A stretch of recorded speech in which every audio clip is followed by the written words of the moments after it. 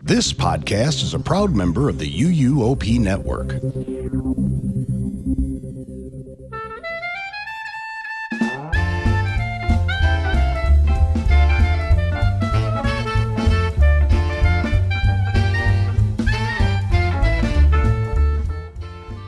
Hello, foodie friends. Welcome to episode 27 of the Taste of Universal podcast.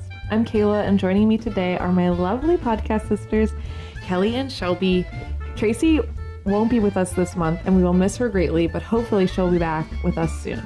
How is everyone? You know, hanging in there. Yeah. I'm pretty good. It's finally starting to warm up outside, and I will be this time next week, actually, probably the day this episode comes out. So as this episode is coming out, Kayla and I will be at Universal in Mardi Gras.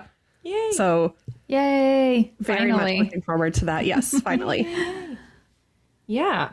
That's been the thing pulling us along. I enjoyed watching the Olympics. That was very fun. Yes. I don't know what to do with my free time now. Like, I can't just throw on a semifinal curling match in the middle of dinner time. So I don't know what to do. Curling was always on, it felt. I saw a joke that curling was powering like the electricity for the Olympics because there's someone always curling at all hours of the day. That's hilarious. Awesome. Shelby, Kayla, how are you?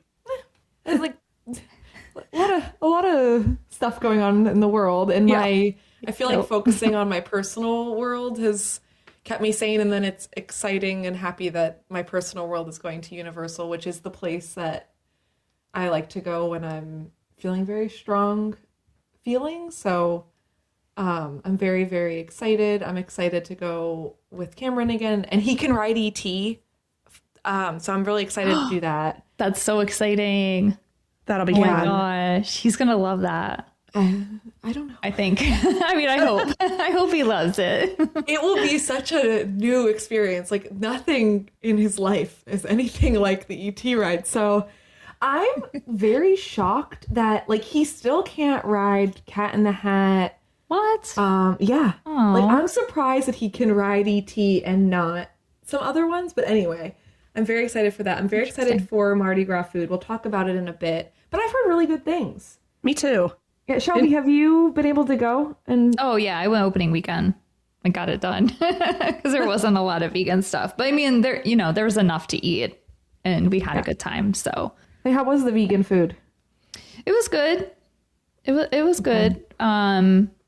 The first fried green tomato po' boy I got had like 2 little strands of lettuce, and it was all onion, which like I can't eat a lot of raw onion. It was very disappointing, so I had to pick it all off. But I did get another one, and it was fine. So I guess it was just a fluke. I don't know. But the dessert is really good. Kelly, I hope you enjoy it.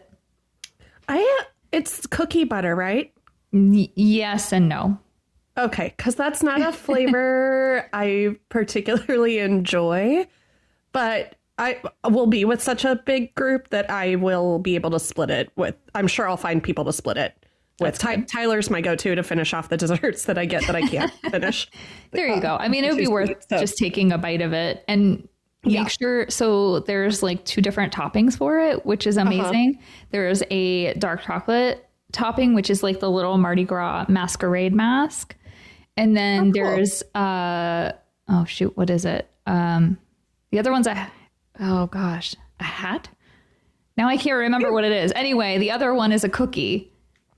Okay. Oh, and cool. It's so funny because Princess got the one. Now I got to figure out what it was. Why my brain can't remember what the other design is. Anyway, she got the one. Oh, yeah, it's a little crown. That's what it is. Hat. Oh, it goes on your head. It's a hat and crown. She had like bit that one in half, and it was cookie. And I was like, oh, I'm so disappointed. And then I bit the mask, and I was trying to like break it in half initially with like my spoon, and it would not break. So I bit it, and it was chocolate. And if you watch the video, I get so excited that it's chocolate. It was like the most exciting thing that had ever happened to me in my life. That's awesome. Apparently. But yeah, so just depending on which one you want. There's two different ones. Yeah. But it's delicious. Kayla, since we're talking about Mardi Gras, do you just want to skip ahead and we can talk about our top 3 dishes that we're most excited to try? Sure. Yeah, that's a good idea. Scroll. So my top is the Verlasso salmon. Oh, I practiced saying this, and again, we're back. Picanha? Picanha. The picanha, which if you remember from last episode, I was saying that meat, especially red meat, isn't my favorite, but it looks really good. It has the interesting like breadcrumb side that's made from, I believe, cassava. It's chickpea. It's cassava. Yeah, farofa is made from cassava. Yeah.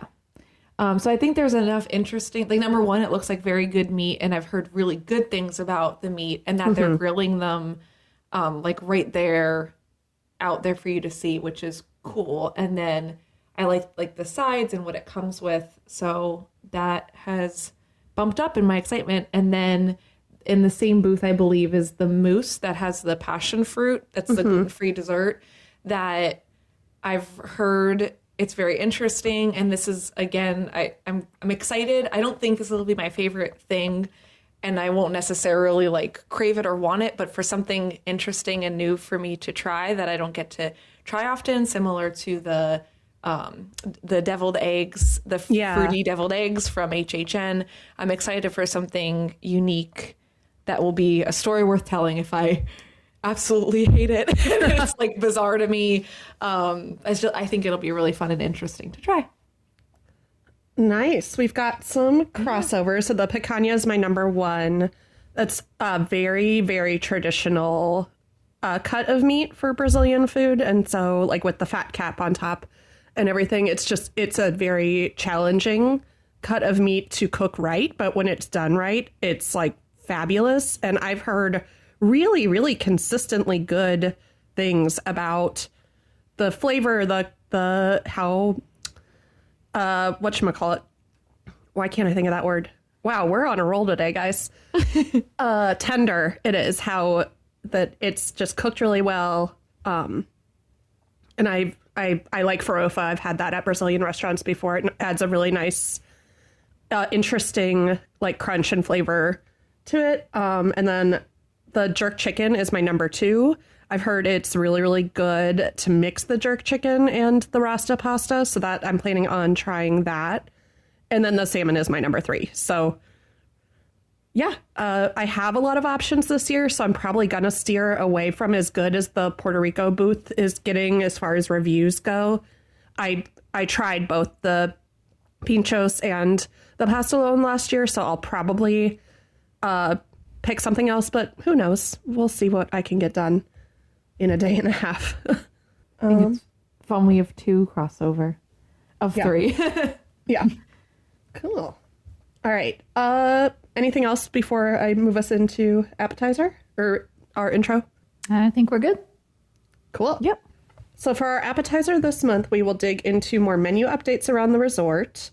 And we just did so we'll do our full Mardi Gras review next month. Our April episode will be a full Mardi Gras review after Kayla and I have had the chance to experience more things. Our entree today will be a deep dive into the dining options around Toon Lagoon and Marvel Superhero Island at Islands of Adventure. And for dessert, we each came up with a creative redesign of a Marvel dining location menu. I'm still working on mine. I am too. There's gosh. Pen and paper in front of. Once I saw how crazy, crazy Kayla you and guys, Tracy. You guys. Tracy started it. Oh my gosh, Tracy! Why? Like, I feel like we're like concepting to present it to the company. Like, Universal, you should make this. Here's the pitch. Yeah. I was literally talking to my husband this morning. I'm like, Mark, like, so I forget if I've told the podcast, but I had never seen a single Marvel movie. And then we watched Black Panther, and I missed a ton of context because if you've never seen Black Panther, there's a lot of like stuff you were supposed to know from previous movies. Yeah.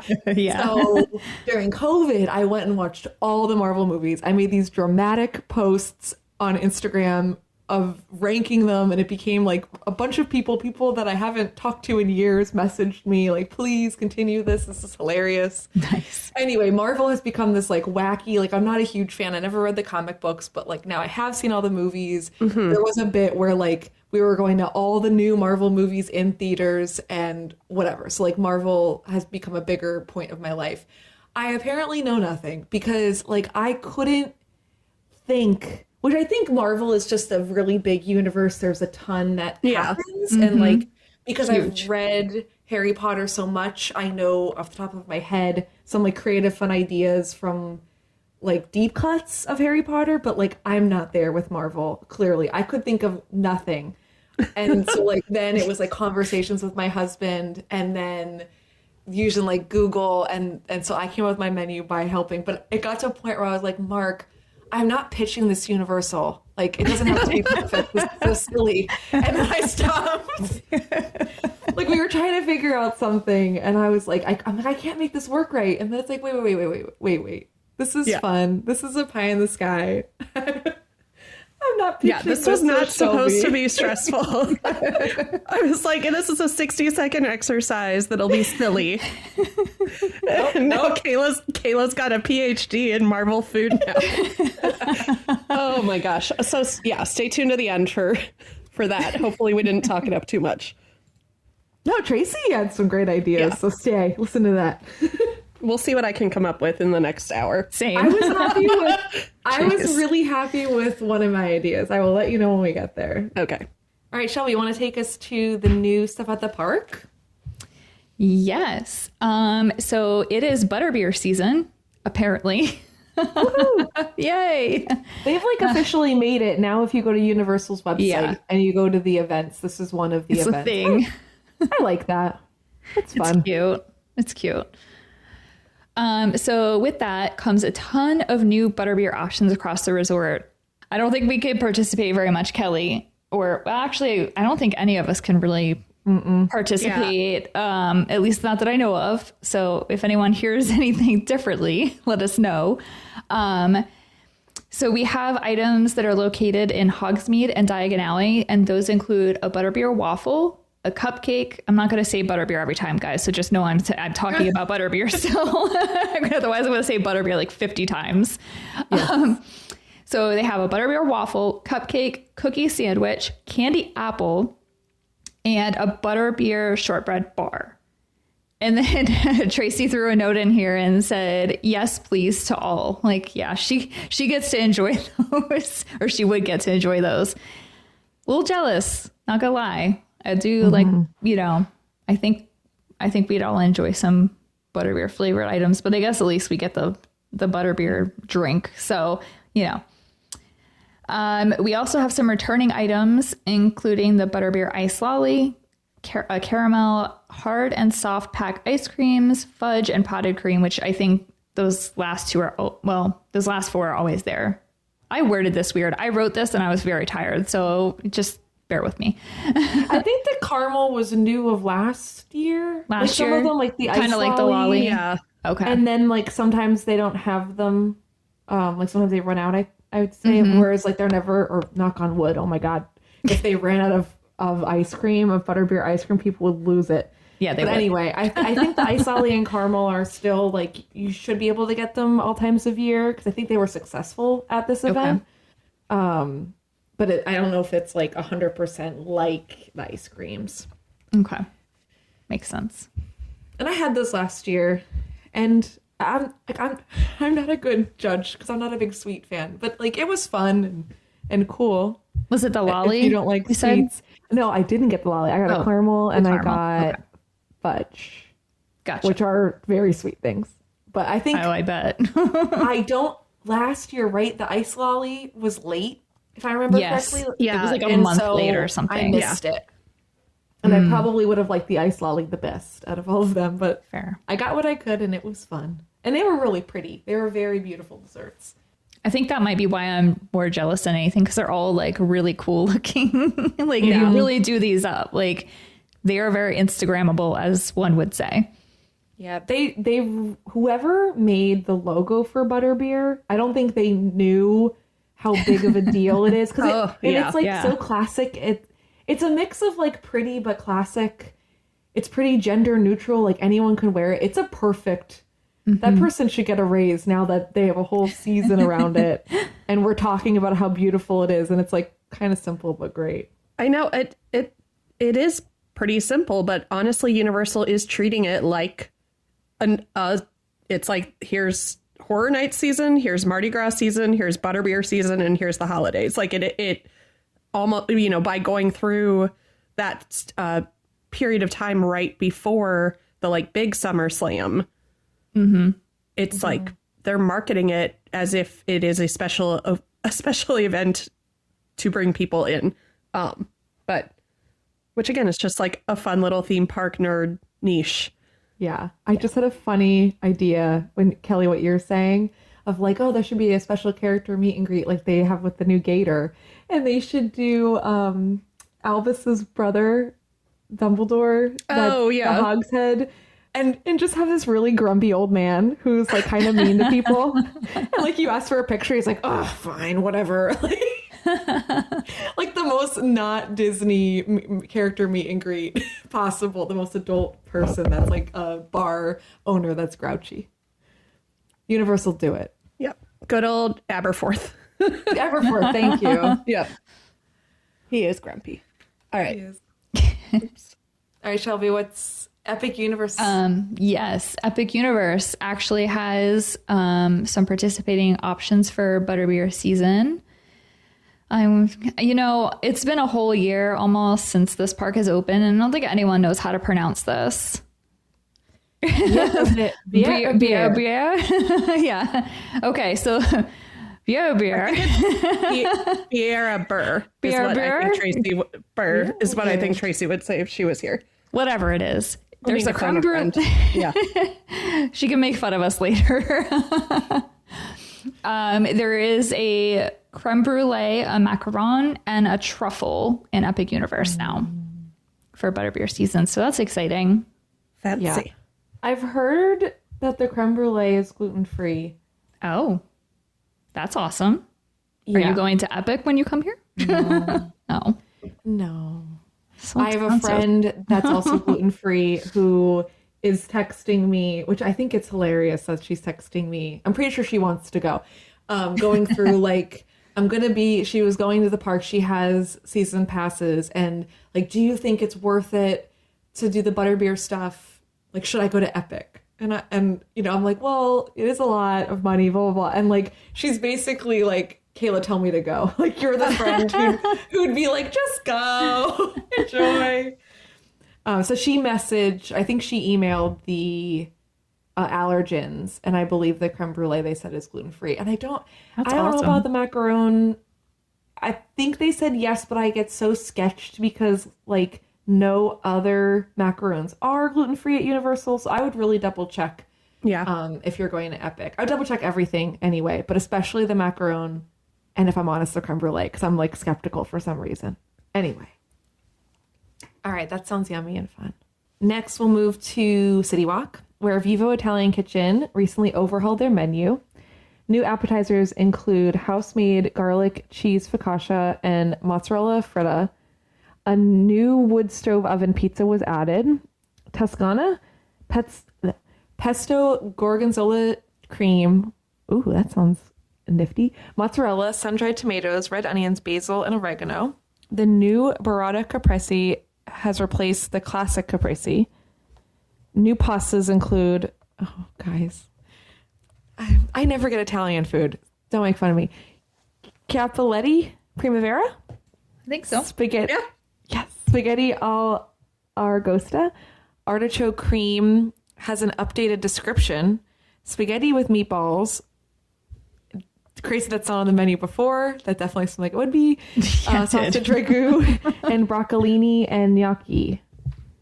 Which, Kelly, we thought this was on there? Oh, sorry. And that's one dish. I said that wrong. Or is it those two dishes? There was a sausage and broccolini pasta that had like oven roasted tomatoes and red pepper and things like that. And now it's just modified slightly to be a gnocchi dish instead. So I don't know I don't have the allergen information on that, so I'm not sure.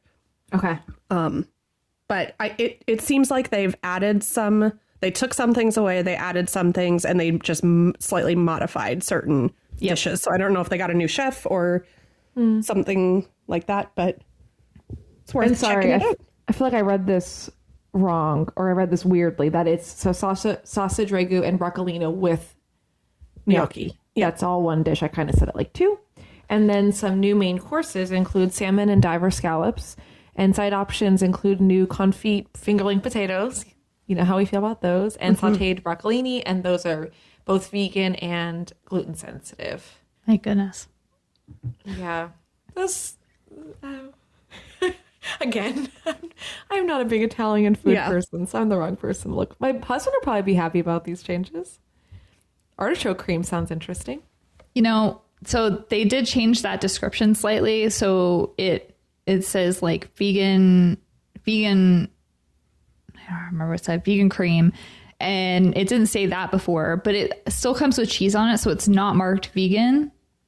Oh. So you have to modify it. I'm like, why are they doing this? Like, it's so dumb because it just comes with like, I think it's like some kind of Parmesan on top, I think. Yeah, it's really weird. But I'm happy about the sides because I'm always here for a potato. Yeah, I'm interested how they're making confit potatoes, like what fat they're cooking it in, because it's usually like duck fat or beef tallow. Like when it's something confit, it's usually a beef-based or a animal-based fat product. But now I'm like, is it vegan? Yeah, I didn't know that, Kelly. Confit means cooked in its own fat, essentially. That's so right. Like duck confit is cooked in duck fat. That sort of thing. Did we? We went over the Bob Marley updates last month, right? No, I don't think. I think we skipped it, and I have it written down here as a. I don't have the updates written down, but That's okay. I mean, a couple little things were missing. People can look at them themselves, but they did take away like the stuffed peppers and the chickpea dish. So like 2 of the vegan options are gone, but they replaced it with a stuffed plantain. And originally they had it marked gluten sensitive, but we were like, why is this gluten sensitive? It has chunk in it. Like it's literally a chunk based dish, even though it doesn't say it on the menu. And I don't know why, because most of the other restaurants, they put like the chunk branding on it. And we didn't know until like my friend Steven had gone and gotten it first. And he's like, I think this is chunk. And I put it in my mouth and I was like, for sure, that's chunk meat.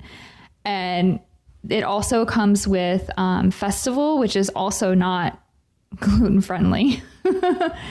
But they corrected it eventually. Okay. But we were just like, these things are not, this is not marked correctly at all. It's weird. Glad. So now I'm wondering if those fingerling potatoes are correct. I'm sure there's a way to do it. It's just, I'm sure. Yeah. But I'd be interested in how they're cooking it. Or were they just trying to sound fancy? Is it just roasted potatoes? Right. So, it may be. It may be. Good point. All right. Well, other disappointing news. I got some conflicting information. The last time I got the allergen, or the last time I looked at the allergen guides in the app, it was saying that the fish and chips at Three Broomsticks were still dairy sensitive, but the ones at Leaky Cauldron, or maybe vice versa. One was marked dairy sensitive, one was not. I emailed the allergen team. They are in the process of switching over all of their fish and chips to no longer, like the batter contains whey now, so that it's no longer a dairy sensitive option. But they said that the one park still had some left over, so they were trying to get through all of that before they switched over to the new one. So again, very much, I'm telling this story mostly, I know there's very, very few people that this directly affects, but that, and if any of them are listening, that would be insane. But just as a reminder, if you do have food sensitivities, to always talk to someone, even if you've eaten there and eaten that same dish over and over again. Like, you never know. It could, and the fact that it could be different park to park. Same thing about, they've like talked before about like the hand pies, that they're not the same. Even the chicken pasty from Hogsmeade is not the same as the chicken pasty from Diagon Alley. And so just be very vigilant about all of those little things, and don't hesitate to ask And like, I just think it's safe to always declare an allergy, even if you've eaten the same thing a whole bunch of times, because they could switch little things like that. Thanks for the update, Kelly. Yeah. Bummer, but glad I got to at least try it this summer. So I can say I've tried fish and chips in a theme park. Yeah. That's a huge bummer, though. Yeah. I'm sorry, because I know you enjoyed those. And I did. Yeah. That sucks. In positive fish news, though, also... Positive fish news. You know I like to end on a positive and not on a negative. Yes. Another thing we didn't cover was that Circus Magurkus has a new miso salmon dish, and it's been getting really good reviews. So that is marked dairy sensitive, so I'm excited to try that on a trip that's not my Mardi Gras trip. So whenever that happens next this summer, probably. On a positive fish. Positive fish note. That'll be my quote that goes on a shirt. On a positive fish note. Hilarious. All right. You want to take us to our last update before yes. we go on Entrée? And we have one more City Walk update. I'm not sure if everyone saw this news or not, but there is a restaurant in, I think it's in Nashville, called Category 10. It was recently announced as coming to the City Walk landscape in late 2027. There is a lot of speculation on where this restaurant will be built and or if it's replacing something. Who knows? This establishment is actually owned by American country singer Luke Combs. It will be the second location in addition to the one in Nashville. And then if we're assuming that they will bring the same menu to Orlando that they have in Tennessee, they have a ton of vegan options. Well, okay, not a ton, but they're quality vegan options, I guess is what I should say. They offer fried pickle chips. I am here for that. I love fried pickles. They have a Category 10 house salad, super green salad. They have vegan mashed potatoes. Like, we don't even have that anywhere on property. That is I'll believe it when I eat it and don't die sort of thing. I totally agree. I'm like, I'm skeptical on these, but like, I was looking at their labeling. It seemed pretty, like, you know how you can look at some labels and be like, like the Bob Marley stuff where we were like, oh yeah, that stuff's not gluten sensitive. They marked that wrong. These, I don't know. These seem like they might be legit, hopefully. And then they also have spicy Texas green beans. So, I mean, fried pickle chips, like, I'm here for that, and the mashed potatoes. So, and I'm also thinking, just really with the labeling, that this exists and people have bought this stuff. So, right. Where you would think someone would catch it. And so I do think their labeling is correct. And so does your cat, Shelby. I was like, she apparently does. Do you agree? That Cameron or the cat? Pepper agrees. She also wanted to let you know they additionally have tons of gluten-free options, Kayla. So that's exciting. They have Luke's Wafchos, which that's weird to say. So waffle nachos, right? I think. Crispy waffle fries. Oh, sorry. I put the description. This is the description, guys. Oh. Just a mess today. So they're crispy waffle fries, cheddar and jack cheeses, queso blanco, crispy bacon, and green onions. So that's the description there. Yes, they're nachos. They also have barbecue spiced whole wings, sweet heat chicken and fixins, and then their stir fry noodle bowl is both vegan and gluten free. So I know a lot of us out there like the vegan and gluten free options. So that'll be good. Yep. There's a lot of mixed views, and I've seen a lot more negative than positive for this establishment. I was very impressed with the menu. I thought they had a lot of interesting sounding stuff. They had a lot of good, as we just said, vegan and gluten-free, and just other allergen friendly things. And I love line dancing, and I do think it's a good, I think that's a fun idea for a City Walk like place. Yeah. Hopefully I'm a local one day, and this would definitely be a place that I go. It's funny because I don't like country music, but I love line dancing. Love it.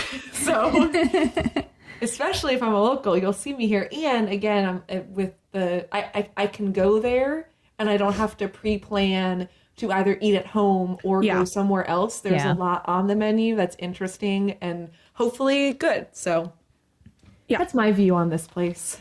What about y'all? Nice. Been to the one in Nashville. Oh. Just for a drink, though. And that was like middle of the honky tonkin' night. So it's not super clear memories.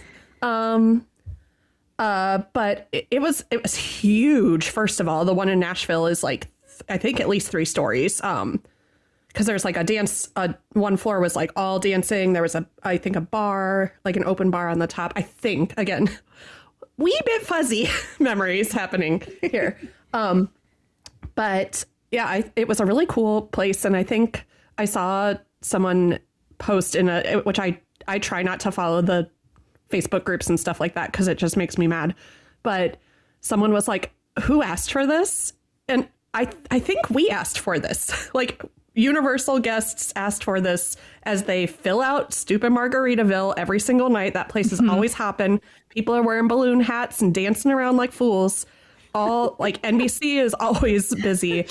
Pat O'Brien's is always busy. These kitschy, like, what am I trying to say? These over the top, like, oh, that's not for me. Like, there are a lot of those at Universal and they do really, really well. Sports bars do really well. This food is going to do really well.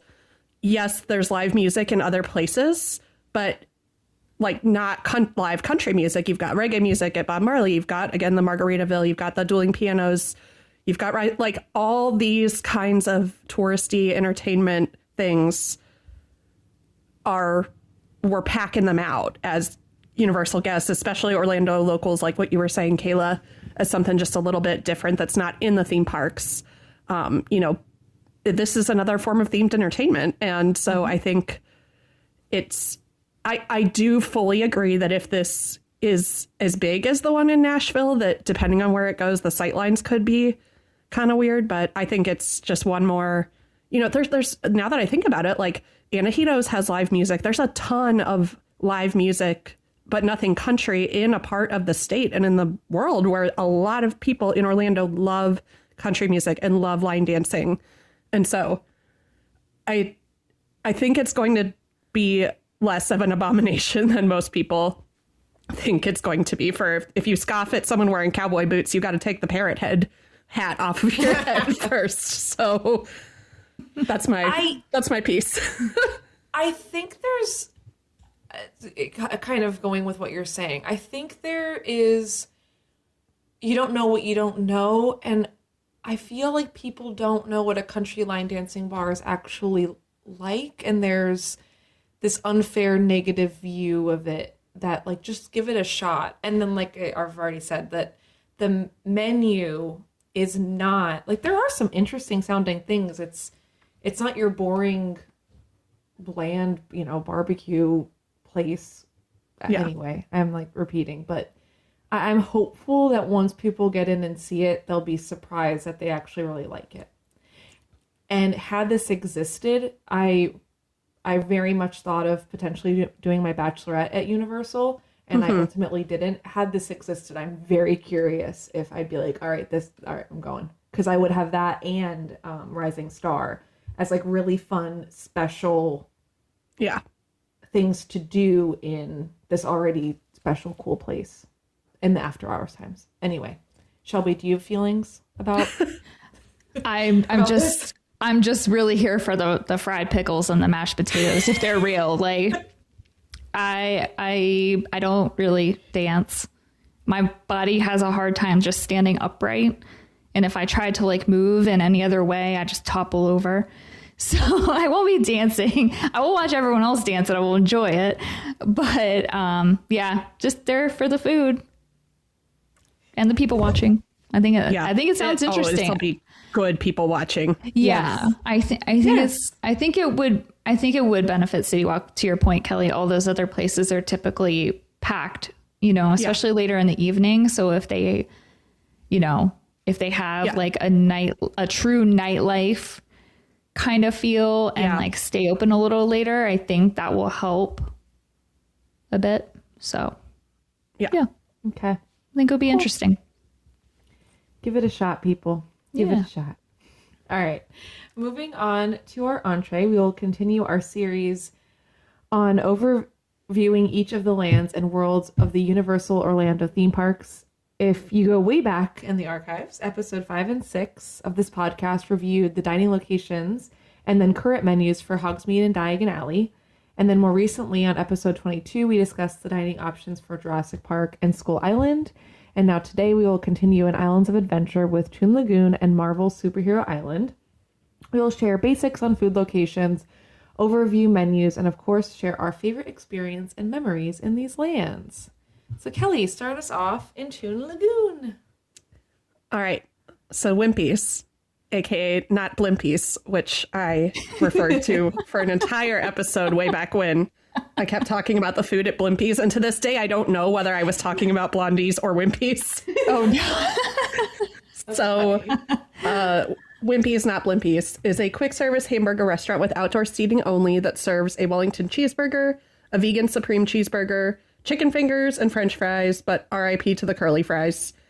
And you can get Dole Whip, pineapple sorbet, or the vanilla soft serve at this location, and find a table and watch everybody get soaked on Popeye and Bluto's bilge rat barges in real time. I like that part. It's fun. Yep. And these are per everyone the like only burgers in Universal property that are not the same and that they're handmade and like eat by far easily the best. That's what like everyone under the sun says. Think so. Especially quick service for sure. I think they're the only hand-formed patties that aren't just the frozen circles. That they might be frozen, but I don't know that they're the same exact as the other locations. But I'll have to do some boots on the ground research on that. And I think this is one of the few places that do not have a gluten-free bun option. Are you sure? What did you eat when we were there then? I swear I didn't. I remember your burger, whatever you were eating, absolutely fell apart in your hands. Oh, and I was eating Wimpies, so I don't. I'm going to find photographic evidence of this while Shelby moves us on to the other not Blimpies. And I'm going to look it up and I'll tell you guys after. Okay. We're moving on to Blondies, but still not Blimpies. Blondies is a quick service restaurant with indoor seating that serves the famous Dagwood sandwich, which is ham, roast beef, turkey, pimento cheese spread, aged Swiss, special sauce, lettuce, tomato, I'm running out of breath, shaved red onion on an onion poppy roll. Wow, that is I've seen this sandwich. Yeah. It's gigantic. They also have other items like Mr. Julius Caesar Dither's chopped Italian sandwich. Everything here is a mouthful, like the dish names and the actual food. I think this was recently overhauled, and these new sandwiches with these crazy names are newer. Yes. Agreed. Yeah. They are. I don't think before they had the crazy names. I think this is a new thing. No, I don't. I think you're right. I mean, they had the Dagwood sandwich that was always called that. But yeah, I think these other ones are crazy and new and very interesting. It's like this and Circus McGurkus like have the craziest food names out of any of the establishments in the parks. It's so weird. They also have Wilson's Reuben. I don't know why that's a short name. Lou's barbecue pork slider. And then they have a vegan option, which is Cookies Garden Goodness sandwich. It's actually called platter, but it's a sandwich. They are all served with a side of coleslaw or potato salad, which really irritates me still to this day because there is a vegan option that they do not serve a vegan side with. Anyway, I will not go on that soapbox yet. They also have mac and cheese pulled pork. I believe they're bowls. The menu doesn't specify, but I know they're not cones, so I'm pretty sure they're bowls. And then they have a colossal kosher dill, and this is the only pickle side. I don't know. I think that's the right word. Like it's huge. It's only available at this location. Like I don't know why theme park pickles are not more of a thing, but you can only get it here, and they have very limited hours. So check those if you're going to go. And then for dessert, you can get a blondie brownie cake or a chocolate chip cookie. And I'm surprised those don't have funny names too. I wish they did. Okay. Okie dokie. Yeah. Yeah. I'm curious. I think with Mardi Gras, we will run out of availability, but I think the sandwiches sound interesting, the new ones. And I think Mark would definitely like to try one. I just don't think we'll get to it this trip. So I'm more excited to potentially try blondies now with the new stuff than before. Yeah.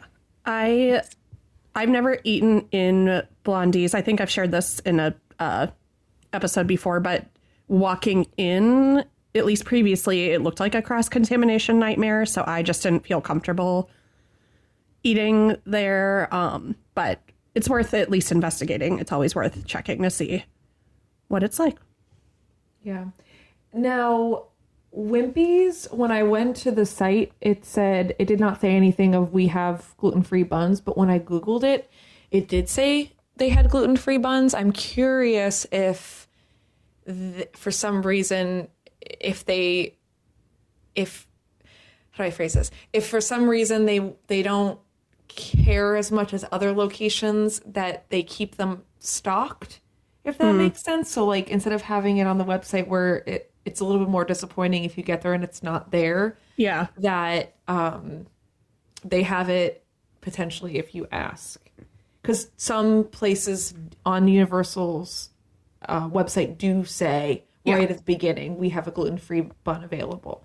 So that's probably why I thought that. And Kelly, you jogged my memory that I had forgotten about that fall apart sandwich that I believe was part of my, like, you got to toast the buns. Yes. Right. Okay. I can't find a picture of it, but I really think that happened. I know what happened. And you got the birthday Dole. Yes. That's what I was just about to say. The like chef gave it to me as a birthday. He like saw my button and was like, "Oh, can I give you a free dessert?" And he's like, "We have Dole Whip or Dole Whip." And I was like, I'll take a Dole Whip. And he like the chef clearly is not as well versed in the Dole Whip machine as the other employees, because it like splurted out everywhere. He was like, "Ah!" and like handed me this like massive melty Dole Whip. That picture is definitely on our Instagram of me with Dole Whip dripping down my arm. But yeah, okay. Back to, and then I just rechecked. Blondie's doesn't have if they have a gluten-free bun, and very little is gluten-free. So okay. I was curious about the bowls, but they are not. Okay. So then moving on to Comic Strip Cafe, the comic book themed quick service location in Toon Lagoon serves up the possibly most random menu you've ever seen. From American fare to Italian to Taste of Asia. There's something for mostly everyone here. They have a maple bourbon barbecue pulled pork sandwich, and the Wellington cheeseburger from Wimpy's is served there as well. Grilled Tuscan chicken sandwich, jumbo pepperoni and cheese slices of pizza, along with crispy orange chicken, vegetable lo mein, and shrimp fried rice. This is one of the least vegan and gluten-friendly places on property, with only side options available for both. Yay. I mean, you might have buns, Kayla. I really don't know. I didn't go that far. I just knew that like these items were marked, so that's why I wrote that. But there might be gluten-friendly options. I don't think so. So I'll just double check. Wishful thinking on my part, I guess. Yeah. So the options that are gluten-free vegan are French fries, jasmine rice, and broccoli. Woo! And you could also get crispy onion rings at this location. My dumb, funny story that isn't even applicable, which now when I get to the end of my story, I got a side of yucca fries here. And that's all I got was yucca fries. And I left, and there was a really nice employee, and they were like, "Oh, do you mind taking a survey?"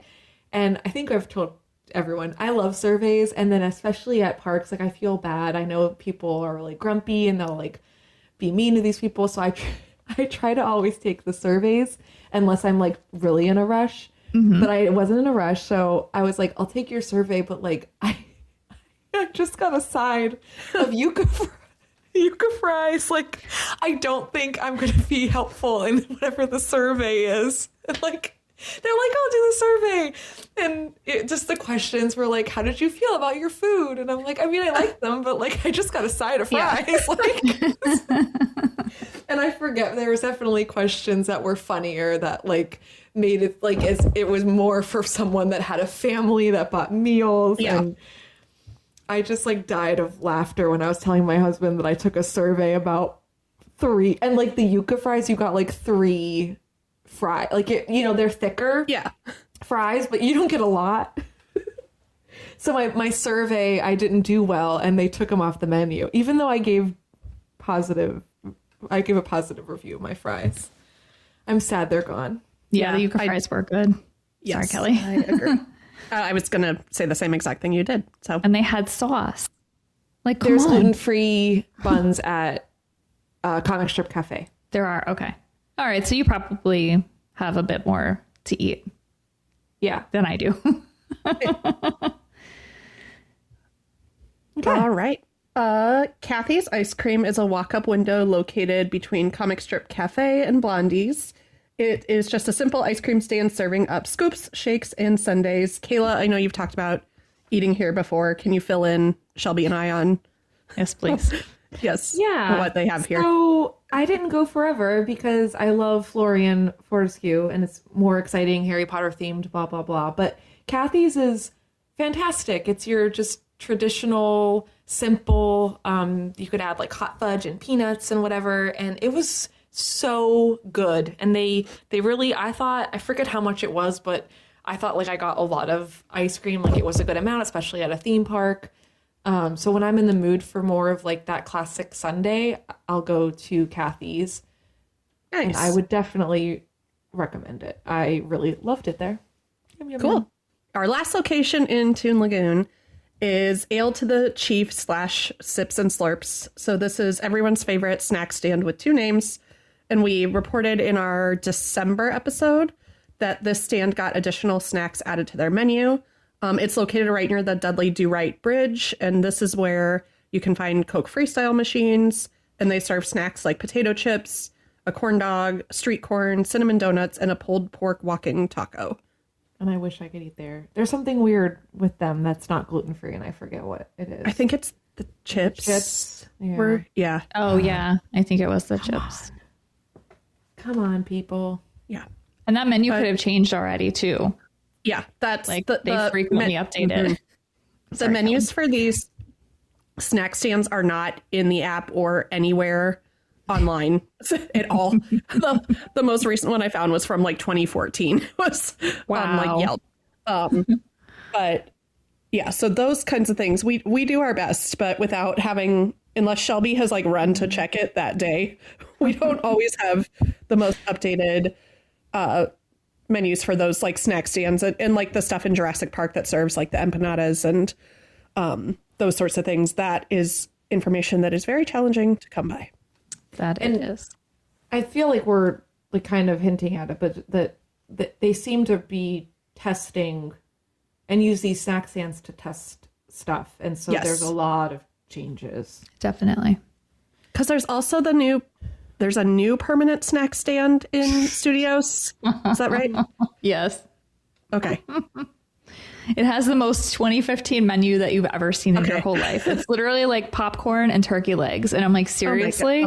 Seriously? Like, why is this 2015? Y'all didn't even put anything interesting here? You can get those at any snack stand almost. Maybe they were waiting for Mardi Gras to be over before they put something fun there. It's a weird snack stand. So it has like two next to each other. And I don't like, I didn't look at it like super closely, but there was like one side that has like another menu board that was empty. So I don't know if it's like technically 2 snack stands or if there will be 2 menus at some point, or I don't really know.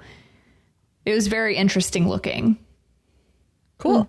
Well, so, guess we'll see. To be determined. Yep. All right. Now, before we jump into Marvel, let's talk a little bit about the attractions found in Toon Lagoon. We have 2 rides, all water, plus a play area. What does everyone think about Popeye and Bluto's Bilge Rat barges? I love that ride. I love much. Shelby, so wacky. I thought you wouldn't like it for some reason. I love it too. We all love it. We all have to go on it together now, I think. Yeah. It's so It's just a struggle with like clothing and shoes and stuff, you know? Yeah. Yeah. It's wacky. It's fun. One of the few rides where you get to face other people. So you get to see everybody else either sees you get demolished by a wave, or you get to watch them do it. And just like everybody turns into a kid no matter what on that ride. And I think it's the best raft ride of that kind out there. Same. It's fun. It's long. The line can get long, but it feels like it's worth the wait because it's not just over and done in a minute. Yeah, it's long. Yeah, I'd say both of these rides are actually. Yeah, agreed. You get a good view of Velocicoaster on Popeye. All right, and now Dudley Do Rights for South Falls. Kind of the same. Like that one's usually a longer wait. So if I'm going to do one or the other, I'll probably pick Popeyes. But again, just kind of silly and dumb, and you get wet. And that drop is really, really fun at the end. So Shelby, you took a deep breath. I think I'm traumatized for when I was a teenager because I think I rode that back when they didn't have the restraints that they have now. And that drop's scary. Oh, like I feel like I'm going to get decapitated on that ride. So I don't particularly like that one very much. Like I will ride. I mean, I haven't ridden in years. I could say I'll ride it, but like it's been a long time for both of those. But if I'm going to pick a water ride, it's definitely going to be Popeye. It's way less scary. Like I don't feel like I get decapitated on it. I love Dudley. So for whatever reason, it's become a significant part of my husband and I's relationship. We quote it often. This is like the ride we quote. Our one of the pictures that we used for our invites to our wedding was because he proposed at Hogwarts, and I took a photo going down like the ride photo, and I'm pointing at the ring, and like my eyes are closed, water is coming on us. That's so cute. I put that in my wedding invite because that's the type of human that I am. I wasn't serious photos with like pretty dresses. Nah. What's your favorite quote that you guys quote? I don't want to put you on the spot. If you don't want to say, it's fine. When I'm in a theme park, I will quote, "It looks like you're going the wrong way," or whatever that quote is. Like if we're lost, I do quote that one. That was not exact, but yeah. I say it appears I lost my train of thought a lot. Yeah. And then my husband will do the horse noise to like make me laugh because he does that really well. And that silly horse like, it's so dramatic. So anyway. That's hilarious. I'm trying to think there's the one, because it's the two main quotes. Anyway. If I think the Mountie always gets his man is another good one. But not always his woman. Yeah. Okay, anyway. And then also me ship the Olive.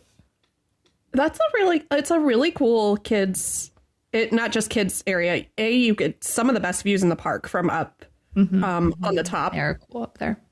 There's the water squirters that you can squirt the people on the ride, which is fun if you have like a little tiny demon on your shoulder. If the demon wins out over the angel, then you're squirting people already on the ride. And if I'm remembering this correctly, there's an elevator inside, which means that it would be accessible for someone with disabilities, which most places don't necessarily have that. So it's cool. Yeah. So I forget. I feel like a number of stuff wasn't working when I went last, which I think was last year. So that I wish I would upkeep it a little bit better, but that's, I think, like most of the kid play areas. And then my mom, who's like the sweetest woman, Kelly, when you were saying about the devil on your shoulder, I'm like cackling to myself. She's the sweetest woman, will do anything for everyone, but apparently the devil comes out when she could squirt people with guns, because that woman could have been there. It was such a joy. She was so happy and having so much fun. And like when kids were like, no, don't do it. Like she thought it was so funny that she could do it. And It was so fun. Let's never get your mom and my dad in the same space, because my dad straight up water my brother and I on Dudley Do Rights. He did the paid ones. He paid money. The ones on Me Ship the Olive Tree. My father paid money to squirt us in the face the last time we were on that ride. Oh my god. Oh, boy. Hilarious. Shelby, have you gone on Me Ship the Olive? I have a couple times. It is a fun play area. I also like squirting people with the water, especially people with ponchos. I'm sorry, if you wear a poncho on Popeyes, I'm going to laugh at you when you get really, really soaked, because that poncho is not doing anything for you at all on that ride. You will get soaked. Like, there's like 100 signs in that queue that say you will get soaked, and I'm pretty sure like will is bolded and underlined 3 times, and like people still think it's a joke. You're going to get soaked. You could wear a spacesuit and you'd still get soaked. You board in the same place that the people are getting off of the ride. You see them. See it. This is not like a blind load station. It's not. Yeah. You also see people exiting the ride and like taking their shirts off and like wringing them. Yes. And just gallons of water are coming out. Like, It's not like Jurassic Park where like it depends on how many people, the weight distribution, you know what I mean? Like sitting. There's like at least 2 waterfalls at minimum on Popeye. Like, you're going to get soaked. Yep. It's not a joke. You will. All right. Okay. Let's move on to Marvel Superhero Island. So Cafe 4 is up first and features mostly Italian-style food. Entrees include fettuccine alfredo, chicken parm, spaghetti and meatballs, and a vegan roasted veggie fettuccine. Shelby, is this the pasta you crashed out about? Yes, this is the nasty, greasy pasta that I will never eat again unless someone pays for it. Like, if Universal was like, here, you could try it again, I'd try it again. But other than that, I'm not touching this thing with a 10-foot pole. Have you seen it again? Like, was it? No. Okay.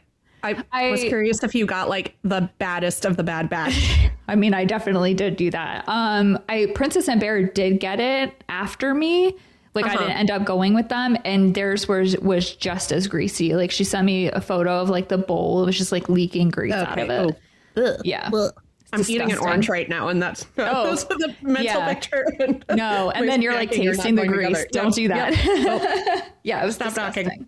All right. Anyway, continue, Kayla. Sorry. So they have those, and then they have 2 sandwiches, a meatball sub and a chicken parm sub. Pizza, which is a pesto chicken, pepperoni, cheese, and veggie.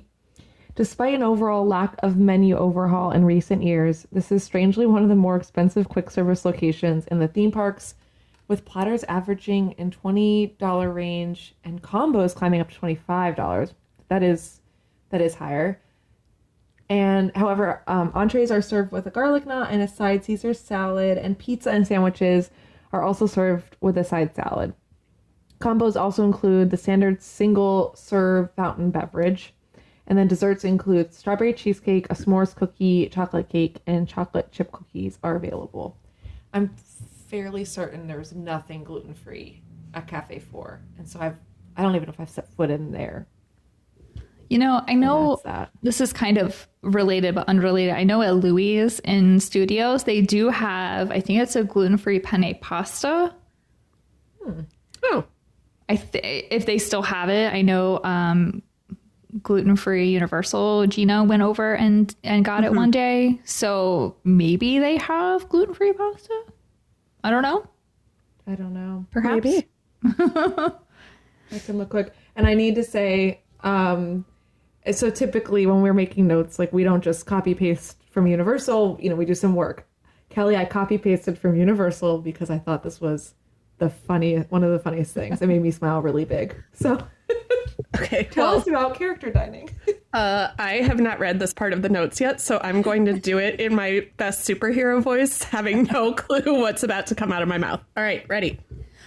So per Universal site, this is, again, Cafe 4 character dining. Right? Yes. Yep. Yeah. Yes, it's in Cafe 4, not Captain America. Yep. Yeah. Okay. Team up with your favorite superheroes after a day of adventures and defeat the most formidable foe of all, your empty stomach. Your Come on, it's perfect. You're dining at Cafe 4 when in walk Captain America, Spider-Man, Wolverine, Cyclops, Storm, and Rogue. You'll find fresh starters like salads, antipasti, pasta salad, potato salad, house-made bread, and a spread of fresh fruit and vegetables. At the carving station, there's roasted beef, gluten-free, with horseradish cream and slow-roasted pork pernil with chimichurri. Oh, that sounds good. Entrees include honey garlic herb chicken, white cheddar mac and cheese, spaghetti and meatballs, and a vegan penne pasta. There's also a build-your-own pizza station with gluten-sensitive cauliflower crust available, a kid zone with sliders and fries. Dessert rounds it out with cookies, cheesecake bites, guava chocolate cake, and naturally gluten-free chocolate macaroons. The end. The cheesecake bites are also gluten-free, which made me lose my mind a little bit because I've never seen these anywhere, and I would try them. And guess you're going to do Marvel character dining, huh? Why do you have these at this character dining and not anywhere else? They're gatekeeping them. It's paywalled. Oh my god. I mean, Cam has his little Marvel outfit that he can wear. Mm-hmm. Yeah, I was like pleasantly surprised with this. I thought there was a lot of gluten-free options. I liked how there was the gluten-free pizza at this pizza station. I don't know like if they have a separate place to bake them, but I don't know. I was like really shocked at this menu, especially with when you look at the normal menu for Cafe 4, your daytime menu, that it's a little bit less exciting. Anyway. Yep, they want you to pay for that. Have either Shelby, you said you've eaten, you didn't like that pasta. Terrible. Kelly, have you eaten at Cafe 4? I honestly don't know that I've ever even been in Cafe 4. So okay.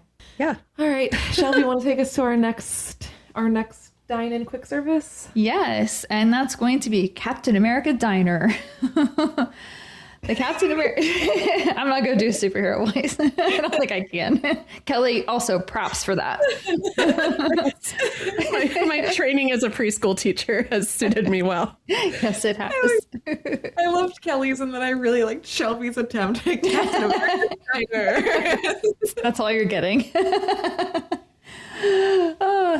Captain America Diner is a quick service restaurant serving American fare like burgers, chicken sandwiches, and salads. They offer a gluten-free bun, that's awesome, Kayla, and have some simple options like a bacon cheeseburger and a grilled chicken salad, or some more adventurous options like hot honey chicken sandwich and a pork barbecue sandwich. And they do have a vegan sandwich that's relatively new. I would compare it to Valka's vegan burger over in Epic in Burke. Yeah. The one in Burke is still better. I don't know that I don't think they're the same thing. This one is really, really large. Like, it kind of has the shape of like a piece of fried chicken that you would put on a sandwich. It's kind of like that. Like, it's huge. But yeah, it's pretty good. It was definitely the better option out of this and the pasta and the falafel that they just added. But they also play music referencing heroes. Yes, that is hilarious. Yeah. What can you guys help me? There's a song that I know that like it's funny when you is there a song that you guys can think of that they're talking about? I know they play Holding Out for a Hero from Shrek. I think it's that. I mean, that song is not from Shrek, but that song is in, I think, Shrek too. But yeah, it's not like hokey, like theme park music. It kind of sounds like you're listening to a normal radio, and then you realize, like, wait a second, it's all hero themed. They're all like, hero themed. Did you ever know that you're my hero or something like one of the more like? Is it another one of the like slowy songs like that? I don't know. Okay. Or like the one that goes, there goes my hero. Is that one of them? Like, yeah, I don't know. Like, one. I'm sure they all have like hero in the name or in the song. Yeah. Really. I am so tickled by this that they play that music in this restaurant. If anyone has a playlist, let us know. Well, I think it was either in the Tyler Pugh video that I saw before I wrote our How May I Yelp game, or it was in our game that someone gave it 1 star because it just plays the same 5 songs over and over again. But it's funny. That is funny. And also, like, it's like background noise, right? Like, the music's not super in your face. There's lots of chatter from people. You know what I mean? Like, it's a busy, bustling restaurant. So I don't know. I mean, I guess unless you're hyper fixated on, like, the music, I don't know if you'd notice that it was that. I don't know. Again, yeah, exactly. Like, it's not very loud. It sounds like a normal restaurant where you'd normally have music in the background. And, like, you're in Universal. So in the Harry Potter restaurant, there's like Harry Potter music and whatever. And you're like, oh, this is like I'm out of theme park world. I'm just going to listen to the radio in this restaurant. And then it's like, wait, no, it's not just a radio. It's like dorky. Okay. Moving on. They also have your classic shakes, chocolate, vanilla, swirled, or their specialty, which is apple pie, and that's not gluten-free, and that sucks. Yeah. I want a vegan but I did shake. like a cute apple pie shake. Like and it's like classic. Like apple pie is classic and shakes are classic, and then there's a lot of like classic stuff because it's Captain America. So I thought that was cute. All right, have either of you, Shelby, you had that sandwich? Yes, I've had the sandwich. They used to have the Beyond Burger here, which is really disappointing. We don't have them in the park anymore. I'd prefer that, and that was actually the best one out of the 2 that we did have. Richter Burger. Throw shade at them. And the last time I remember being in Captain America Diner was the first time I ever went to Islands of Adventure, which was my 8th grade field trip. Oh, wow. So that's my only memory of being in this place. And I think I could only eat the French fries. This was like 2002, 2003 Universal. So there were not options for me. Yeah, I actually might try to go in here. Yeah. That vegan sandwich sounds really good to me. So I'm going to try to get it. So, Kayla, I can tell you in real time. What? Hold on one moment. Bear with me. Because I did ask, because people were asking me, because the Beyond Burger obviously was gluten sensitive. The Crispy Garden vegan sandwich at Captain America Diner patty contains gluten. Even if the bun was omitted, it wouldn't matter. I'm sorry. Okay. I'm sorry to disappoint you in real time, but people were asking me about that, so I did ask, and I actually got a response this time. Okay. So I'm sorry. That saves me time. It's okay. Yeah, it's also like a fried, like it's definitely like battered and fried, I think. So it might be that outer. Yeah. I don't know. Okay. Yeah, I feel like they have more interesting stuff. So if I was ever with someone and they wanted to go, I feel like I might order like a chicken sandwich or something and see. So anyway, I'll let everyone know if I try it. I'm not opposed to this restaurant in the way that I've been burned by Comic Strip Cafe. There's always something that I want more than what I can find at Captain America. So who knows? Yeah. I only go in there to do my, I guess I have been inside to fill up my Coke freestyle. That is what I was going to say, Kelly. Yep. That they have a lot of Coke freestyles in there. So if you want to pop in. And they usually have ice no matter what. They usually have ice. And yeah, I don't know. I've never gotten in trouble for just going into. That's not a thing. You can go. Yeah. Yeah. So know that. I don't know if people know that. Oh, so anyway. All right. Moving on to superhero cotton candy. They have cotton candy, and I couldn't find a menu online, but I did find a video because I was curious if there was anything more. And from a year ago, you could get pizza. So I don't know what else, or if you still can get pizza. Yeah. I don't know. I think they have like a froze machine now. Ooh. I think. Okay, I hope I'm not making that up. I feel like I saw that though, but it may not be real anymore. I don't know. They changed stuff a lot. I think there's more to the superhero candy, cotton candy, than that. So I'm maybe picturing like hot dogs or corn dogs or something like a pretzel or something. Yeah, that kind of snacky. But again, not something we can actively find the menu for. Yeah. And then Annie Ann's is also in Marvel Superhero Island. It's your classic American chain found in most malls. They offer fresh pretzels, nuggets, and lemonade. It's located near the Spider-Man ride. And they have pepperoni pretzels, cinnamon sugar nuggets, and cheese dips. And I used to love Annie Ann's when I could eat them. And that used to be the thing that if I went to the mall with my mom, like I'd be like, let's get Dad a pretzel. And I'd bring him home a pretzel. So they're very good. You can get them anywhere in America. They used to be able to modify them to make the pretzels vegan. You would just have to ask for like the vegetable spray or whatever they have, but they don't do it anymore in the park. So don't bother asking. The Bavarian pretzels are vegan. They're super pretzel brand. So just get those. They're way better. And next up is Chill Ice Cream. So it's a little kiosk. It's like right across from, I think it's the comic book store in Marvel. It's like near Captain America Diner. And it's a window, a walk-up window, so you don't go inside.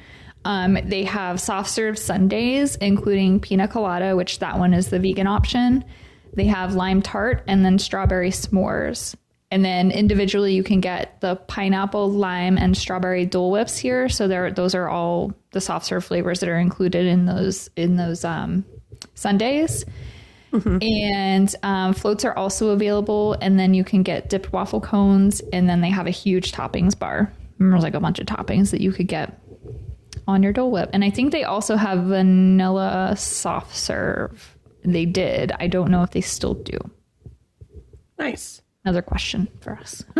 Those sundaes are relatively new. And yeah, I've heard very good things. And I've seen pictures and video. And they look very good. So, and I think the pina colada and lime tart are both gluten-free. And I would like to get a pina one is. I would like to get a pina colada one at some point. I just haven't gotten to it. I like it. It's just really weird because they put coconut shavings on it, which obviously it's pina colada, but like chewing coconut shavings with like cold pineapple Dole Whip is like a really weird mouthfeel experience. At least for me. It's very strange. I'm not as sensitive to like food texture, so I'm curious to try it and see if I'm like, like it was good, or if I agree. So all right, let me know. Kayla, I just found the Instagram post. I got distracted earlier of your gluten-free bun from Wimpy's falling apart. So, yeah. Okay. Yeah. You have to send it to me or set to it's on our it's on our it's from September of 2024. There's me with my exploded Dole Whip and then your exploded hamburger. Oh my goodness. All right. Oh, and rest in peace, curly fries. Okay. Sorry. Distracted. So food wise, like overall, I feel like Marvel can really use an overhaul. Would we all agree? Yeah. Okay. Yes. Yeah. I don't know how much they can do since the mouse owns it, right? Like they can't. I don't know how much they could really change. Oh man. I mean, they obviously can change the food menus, which we have seen that they do, but are they supposed to make them worse? Sorry. It's shocking to think about that they started with or I don't know if they officially started, but Circus McGurkus was one of the first islands places to get an overhaul, and you would really think with the popularity of Marvel that either that would be a very close second, or it should have been before even Seuss. So it's curious why they're not overhauling those menus. Yeah, I would say maybe they're just not investing in it because it might be going away fairly soon, but we know it's not the next thing to go. And then you just have to look at Poseidon's Fury that they spent 6 months refurbishing, opened it for like 3 months and then closed it permanently. afterwards. So that was nuts. Yeah, it was. That was really bizarre. Okay. Similar to Toon Lagoon, let's chat about the Marvel attractions before we move on to the dessert. This land has 4 attractions. Let's start off with a bang. What does everyone think about the Incredible Hulk? I don't like it. Me either. So I've ridden it. I rode it before I rode scarier coasters like Velocicoaster. It was probably the scariest coaster I'd ridden at that point. I cried getting on it. I was very scared. My brother said, "Stop being a baby." And then I sucked up my tears and I was like, I gotta be cool for my brother. So then I rode this ride and I really felt like my head and back were like, it hurt me. Like it hurt. I got dinged around, and I never got dinged around on Rip Ride Rocket. I know that's like another one that people said that about. I didn't get dinged around on Rip Ride Rocket. I really got hurt on Hulk. So I haven't reridden it. I haven't reridden it since they updated it, but I've heard from people that like, yeah, it's better, but like you still do get your back and neck or whatever could still get hurt, which I'm curious if there's like different body shapes that like, for whatever reason, my body shape was fine in Rip Ride Rocket, but just the Hulk was not for me. I say every time, like, maybe I'll ride it again this time. And then I just look at it and I'm like, I'm going to get hurt. What's the point? So that's my Hulk. But I love the sound it makes. It's really cool. It's a beautiful, like, I can't imagine islands without it. So like, I don't mind that it's there. Yeah, I don't remember my body being hurt on it, but like, this is the first and only coaster I've legitimately like grayed out on. And I have not been back on it since, I don't think. I like it. There's just at least 2 other roller coasters in that same park that I would much rather wait for and or ride. Okay. And Shelby, you said you didn't like it? I hate the Hulk. It gives me a headache every time I ride it. I have not ridden in years and I refuse to. But I also couldn't ride Rip Ride Rocket. And I rode Hulk before and after the retrack. And it did not make a difference to me, Kayla. If it don't let it ruin your day. It's not worth it. Yes. Yeah. Like, that's go kind of what I come to. Yeah. Go ride Velocicoaster because it's way smoother, and that one doesn't give me a headache. I could ride it back to back a couple times, or Stardust Racers. Like those are smoother. I think honestly, my theory. Now, I'm not a scientist by any means, but my theory is that the roller coasters where my feet are flat and not dangling are a problem for my body. Like, I don't know if it's something to do with like the shock absorption. I don't know. It kind of makes sense in my head. I don't know. If anyone is a scientist or a doctor, let me know if you know why this happens. But for some reason on those 2 specifically, I couldn't ride them. They give me a headache every time. Yeah. I don't know. Yeah. Feet dangling, great for me. Or, right. It's different on Hagrid. It's not as intense of a coaster, I was going to ask. Hagrid's is fine, but I think if it was even more intense than it is, it wouldn't be. I don't know, but yeah, and some people love the Hulk. I've heard some people say it's their favorite coaster. So if you're listening to this podcast and weirdly you've never ridden, I'm assuming everyone's listening. If you're listening to a Universal podcast about food. Yeah, that like you're in the community. Yeah, you're in. But if not, we're not here to scare you away from Hulk. There's a lot of people that ride it and love it. We're just not the 3. Yep. All right, then Stormforce Acceleron. This was a little too intense for Cameron. Oh. It was very funny. Mom really loved it. Cameron, he was like, he just looked shocked, and then slowly but surely, like, and it was the way the momentum of his body was like pushing him into Mark, and like he like curled in and like kind of cuddled into Mark's arms like really sweetly, and it was very. Aw. Do you guys ride this? I've ridden it once in the last like 20 years, and it was the time that I went on it with Lee and Tracy, and it was Lee's first time ever, and we all sat on our hands so we didn't spin it, and it was fun. Like it's you need some of those rides to eat up people and families, and things like that. So if you don't spin it, it's not super. And like, I don't think someone who gets like, if you get super motion sick then and can't spin at all, then don't do this ride. But if you are like, oh, I want to try it, but I don't want to get a headache, then you can ride it without spinning. And I think it's still fun for what it is. Mm-hmm. I think it's the best teacup it's pretty intense for teacups. Yeah.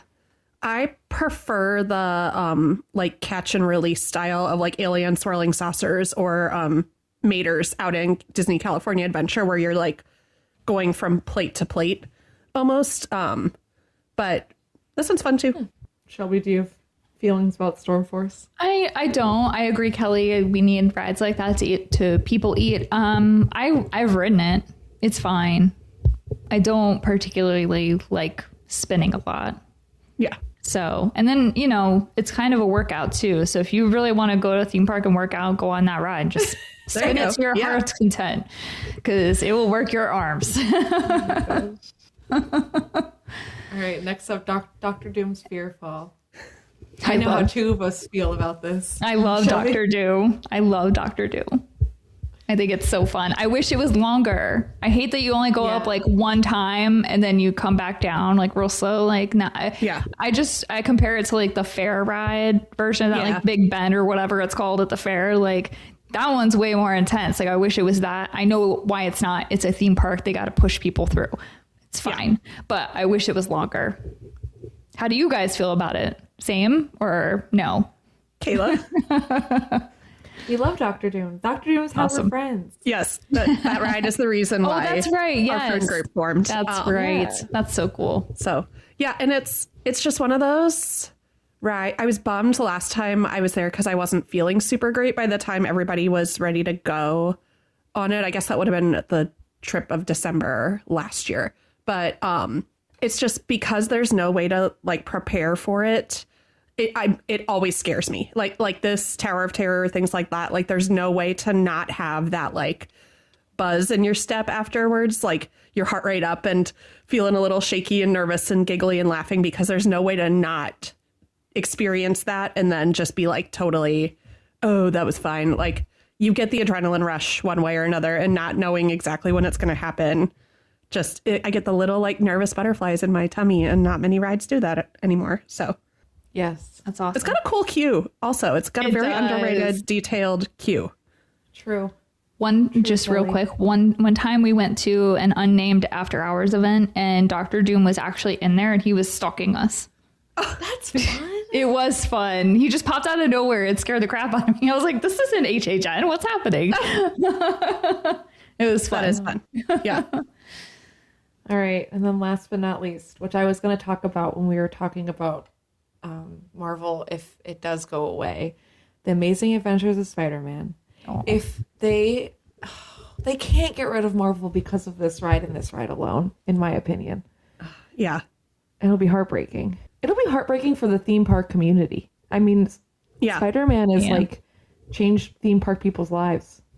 Well, it changed kind of the trajectory of what people thought of as rides. Like, I remember growing up and watching the Travel Channel special of like, look at this proprietary technology that we invented. Like, it didn't exist.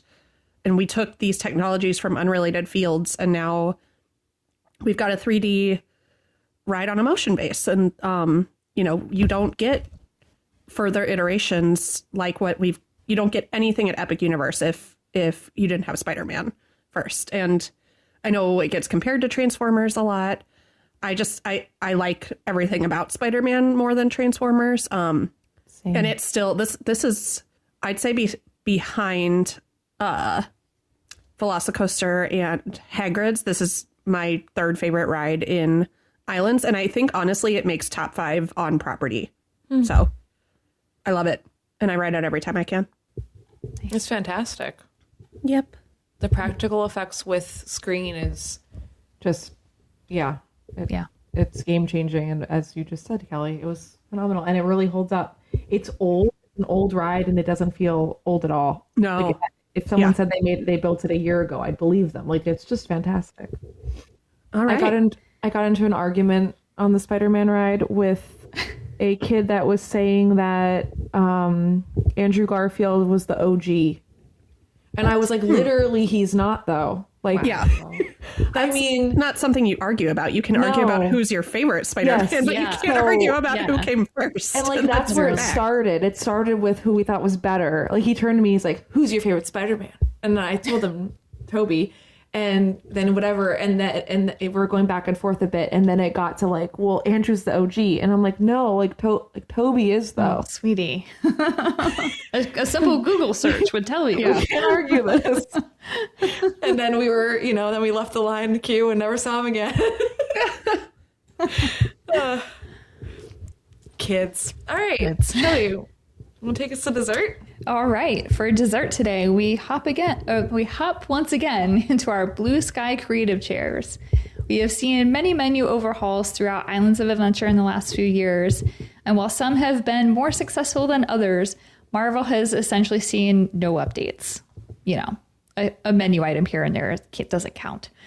So we are taking it into our own hands to overhaul a menu or dining experience in Marvel Superhero Island. This can be realistic or completely unattainable. The sky is the limit. Kayla, would you like to kick us off? Sure. And we stressed over this, listeners, clearly, and we think we're really actually pitching to Universal to do this. So I didn't do, I'm not on theme of we're going to do this as Spider-Man. I just thought of any Marvel stuff and the Marvel people in the current Marvel Superhero Island. Or just fun takes of comic books. So the first one's more of a fun take.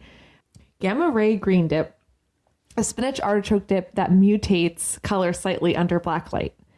And I was thinking this could actually, I didn't know if they would have a black light at the cash register to make this realistic, that it could happen that they could show the kids, or if you order it, it'd be part of the order that they'd be like, look, versus having a black light just around. As a kid, I thought that would be so fun. And as an adult, that feels very childish a lot. I would find it really fun. Mr. Fantastic mozzarella. And just because it I was trying to think of what stretches Mr. Fantastic does. Okay, I see it. Got very stuck on mozzarella. Or multiverse mozzarella. That are mozzarella sticks with 3 different sauces from different realities. So classic marinara, spicy Calabrian, chili honey, and pesto crema. Kayla, these are so intense. I know. I'm over here trying to come up with some creative stuff really quickly. Wow. I'm impressed. I really like the multiverse. I'm not hating on it. Yeah, I'm impressed. I like my multiverse idea. I feel like I talk about multiverses a lot since learning of them, which I still don't really understand them. But I'm in a different multiverse. I did it. Anyway.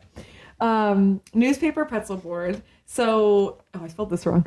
Soft pretzels served in a daily bugle, and that's pretty normal. But then normal. The ink wells. Well, because I know. You see in those sort of a newspaper looking thing. But have it be daily bugles, which it would be really fun if there were different articles you could get for your wrapping versus the same daily bugle article. And then served with inkwells for your dipping sauce. Very simple Hulk smash burger. That was the first thing I thought of, and when I asked husband Mark, he said Hulk smash burger. I'm like, well, that's funny. And then this is my favorite, which goes a little bit to the cheese stringing Mr. Fantastic. A fantastic 4-course flatbread. So it's one flatbread but divided into 4 quadrants, which has cheese for Mr. Fantastic, sausage, which I would like to talk to other people that are creative. I thought that looked like rock, so that's how that related. White cheese, but then have toppings underneath from the Invisible Lady. So you can't it looks like a plain pizza, but actually have it be interesting, but you can't see it. And then spicy sausage for the Human Torch guy. Nice. Yeah. I think my favorite part of this was I don't really know Fantastic Four well, and as you could probably tell from calling the guy Rock Guy. His name's The Thing. But The Thing. I was husband, all right, so who's Rock Guy? And what about that lady? And anyway. All right, Kelly. I should have gone first is what should have happened. So my very first idea was that, you know, we've got Lost Continent going away. And again, this could never, ever, ever happen because of the rights, because I want to directly reference Avengers, which is the original Avengers movie, which is one of my favorites of all time, and put a shawarma joint in. Because we're going to eventually, I'm assuming, lose at least most of the Mediterranean food from Lost Continent. So just kind of moving it over there. And then I also thought of putting it's very close to other things. This is a little more realistic, but a coffee shop like from Thor, where he experiences coffee for the first time and like throws the mug down. And then as I was going, I thought maybe it would be just more fun to have kind of like what you were saying, Kayla, like different things of you go and it's like a Doctor Strange theme overall, but you go through a different portal to go to whatever section or kind of cuisine that you would have. So you could have, you know, you'd have to be careful about that it's done tastefully and things like that. But could you have a Wakanda section where you go through the spinny portal and get some more African themed foods and flavors? And could you have, you know, the Mediterranean one and things like that? So my general theme would be a Doctor Strange one with portals to different places that you could get food from. That's fun. I like that. That's really fun. Thanks. Yeah, my first thought was just shawarma, which is what I texted the group. Here's an example. You could have shawarma. And then Kayla and Tracy took that and ran with it. So Tracy ran with it. She set the precedent. Okay. All right, Shelby. Okay. Are you ready? I don't know. I just made up a bunch of random stuff. Awesome. You guys did so good. Like all three of you. I'm just like, oh, I'm intimidated. I really didn't have time to think about this before we started recording. Yeah. So like, bear with me. All right. So I'm going to overhaul Captain America Diner. Bye-bye. Mm-hmm. I'm going to turn it into a Groot themed restaurant. And like, it's going to just be shaped like a giant tree. Oh, kind of like bringing back the Enchanted Oak. Kind of. I love kind of like that. Yeah. Kind of pulling from like, I'm kind of going to pull from like places that have existed in the past that I kind of miss. So yes, kind of like Enchanted Oak. There's also going to be a haunted house. I don't know the logistics of that, but I feel like there just needs to be like a little mini haunted house walkthrough. So everything is large, like super XL, like a la Honey, I Shrunk the Kids, because I thought like, I don't know, that land was just incredible. Like there's a giant ant. Come on now. Like, yeah. How often do you get to feel small as a person? Like we all, you know, if you think about the universe, you would feel small, but like how often do you actually like feel, I don't know. So there's going to be a waterfall. And so it's going to be 3 stories. All right. The top story is going to be like the like treetops. And then the second story will be like the tree trunk. And then the bottom will be like you're underground in the dirt. So like you get a different experience on each level. Nice. Every story has a different theme and private dining booths. So like some of them are shaped like leaves. Sometimes you get a tree trunk. Sometimes you get a flower. It's very like earthy. Like this is just earthy restaurant. Cool. And there's going to be an arugula farm because I know Universal really loves their arugula. So there will be a section for that you could like go and pick your own arugula if you want it. And then some menu items include a tree trunk. So like think like your science project volcano that you did when you were a kid, but it's filled with green vegan queso. And then that's served with chips and pretzels. But I'm sure we could call them like, you know, mushroom sticks or something. And then there's a biofluorescent mushroom forest dessert. It has glowing mushrooms made of cake. Is this all vegan, I'm assuming? Oh yeah, Shelby? All vegan. Okay. All vegan. Okay. Only vegan here. Yep. I love this. Hit you over the head with the vegan thing. I love this. It's definitely not going to happen. We know no. this. If I had $1 million. When you were saying about the multi-level, I'm like, oh, they could just category 10. Yeah. Oh, we could just take their building later when they don't exist anymore. We'll just turn it into this restaurant. There we go. Universal, we already got the pitch ready for you. People go in expecting country line dancing, beer, and barbecue. And it's like, hello, welcome to the arugula farm. Please take your arugula for your meals. I love this. A lot of people would love this. I think it would be fun. I mean, think about how packed the Rainforest Cafe and T-Rex restaurants are, like everywhere you go. That's what I'm picturing in my mind. That's what I'm picturing too, essentially that. Because those are cool places. All right. Yeah. Wow. I like those ideas. I love y'all's ideas. Kelly, do you want to read Tracy's? All right. So here's what kicked off those shenanigans. Tracy's Marvel overhaul. I'm not sure how in-depth we're going. For the most part, I would keep the interior decor, but replace the red seating with padded, tan-colored seats reflecting the aesthetic of the recent movie. And she included a photo. I would sacrifice a smaller corner as fun entertainment area for the kids with a Human Torch floor is lava, light up floor tiles, and it's clobbering time whack-a-mole style game with a hammer shaped like the Thing's fist. The revamped menu would consist of Fantastic Four cheese pizza, Invisible Girl soda, colorless soda or flavored water, the Thing cookies. Fun. That's an easy. That's like very achievable. Yeah. Yeah. That's fun. And it's also trippy when you have a drink that's like a color that you like brown and you think it's Coke, but if it tasted like Sprite, that like throws you off. Oh, I like this, Tracy. Okay. Sorry. The Thing cookies, which would be Chunky Rocky Road. The Human Torch flame grilled chicken and ribs. I would eat that. Mr. Fantastic stretchy mozzarella sticks. So there you go, Kayla. You were on the same wavelength there. A Johnny Storm Hurricane, a drink with the spicy twist of jalapeno syrup. Sue and Reed Richards, a perfect pairing of PB&J branded with the infamous 4 symbol. Ben Grimm ice cream, which would be Ben & Jerry's, of course.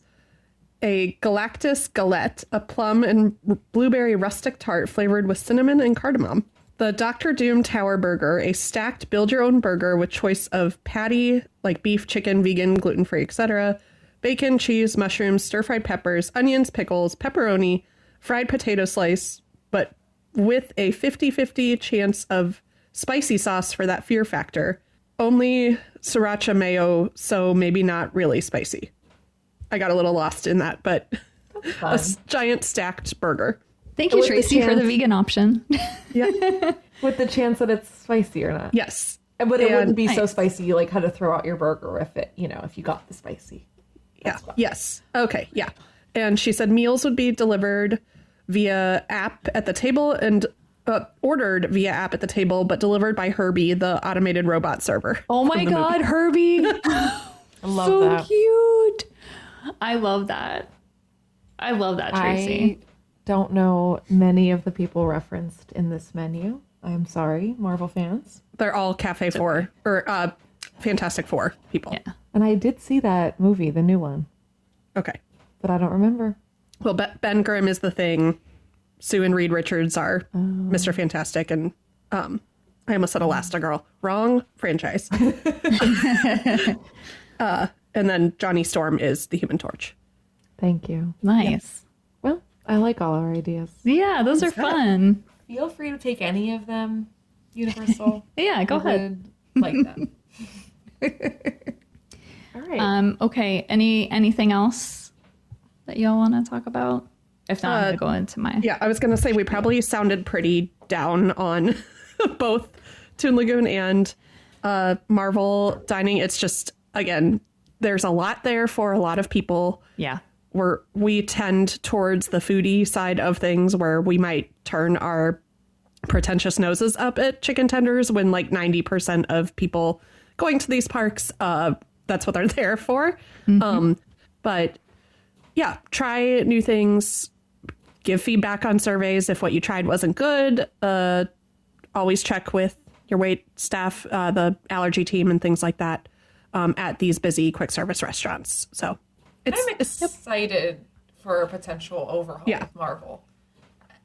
I hope it happens. That would be good. Yeah.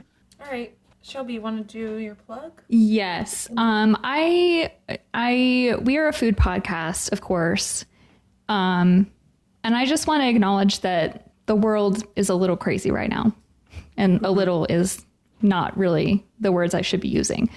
Anyway, my point is, I feel like a lot of us may feel alone on a daily basis. And I just wanted to plug some mutual aid ideas for anyone that may feel alone, that, getting out there and helping other people where you can, obviously within reason, can help you not feel that way.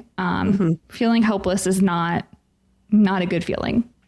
So I just wanted to throw out some local things for Orlando, but if you're in another city, please look up your local mutual aid. A lot of them take monetary donations or actual food. So, get out there where you can. In Orlando, the Umbrella Brigade Tub is a really good place to donate to. Hope Community Center Pantry and the People's Free Kitchen Orlando are also two other ones that help out a lot in our community. Every Thursday, there's something called Progress Hub at the First Unitarian Church. The first Thursday of every month, they have a vegan potluck. But they also do like trainings, how to get involved in your community, organizing your own mutual aid, things like that. And then coming up on March 8th, there's a Bad Bunny pop-up / donation drive. It benefits the Free Kitchen of Orlando at Ivanhoe Park Lager House. And then just little simple things you can do, like joining the library. It helps them get funding, the more people that use it. So, always look for the helpers, as Mr. Rogers' mother said, because there will always be hope if you do that. So just wanted to go ahead. And the library card, I just recently or last year got a library card. And I didn't know that they have audiobooks and what are you called? Ebooks. Yes. Yep. I had no concept of that. Yep. And movies, like a ton of stuff. They have a ton of stuff. Yes, you're so right. Yeah. There's a ton of resources there. Sorry, go ahead, Kelly. I was going to say, I know in particular, Orange County Public Library System, they do all kinds of like drawings of like enter to win tickets to Dr. Phillips Center, or you can get discounted tickets for like through the library. There's so much you can do through your local library. And this is probably always going to be one of our side tangents that we find ourselves down as a theme park podcast. But thanks for sharing that, Shelby. I know a lot of us have been feeling one way or another, regardless of what is your thoughts or beliefs or things like that. I think a lot of us are looking for something that we can do other than just kind of disassociate by going to our favorite place. I think that has a time and a place and a purpose for sure. Absolutely. But I think also one way or another, figuring out ways to help those around us is a great way to come together as a community, which is what we are first and foremost here. Yes. Yeah. 100% agree. Thank you, Shelby. No problem. And if anyone out there has ideas that we could mention, I obviously didn't cover very many. There's a lot of ways to get involved. So, and also, Kelly, to your point, the library also does lots of classes. So if you wanted to go meet people, you could take like a sewing class, for instance. So just little things like that. Learning skills. So, yeah. All right. And that does it for episode 27 of the Taste of Universal podcast. We love hearing from you. You can find the podcast on all the usual podcast platforms, and please subscribe, rate, and review wherever you can. Find us on Facebook at Taste of Universal, on Instagram at Taste of Universal Podcast, and follow Shelby on Instagram at Universal Orlando Vegans. You can email all your questions and comments to thetasteofuniversal@gmail.com. And check out all of the other podcasts in the UUOP podcast network. Please like, subscribe, and rate them all. For weekly news and Universal content, tune into our network host, the unofficial Universal Orlando podcast. And the rest of the team includes Rush of Beer for your year-round Halloween Horror Nights content, Theme Park Duo for coverage of everything West Coast, Port Key Passport for adult-centric Disney discussions, the unofficial Universal Great Britain podcast for information on the upcoming Bedford Park, Big Dumb Stuff, a podcast covering a whole range of themed entertainment, and the newest member of the team, Theme Park Throwdown, a weekly debate podcast pitting Disney and Universal against each other in a battle royale. We hope you enjoyed this episode of The Taste of Universal. Our next episode will be out April 8th with some final Mardi Gras food reviews and other fun topics. Keep an eye on our socials for more details. Until then, thanks for tuning in, and don't forget to tip your server.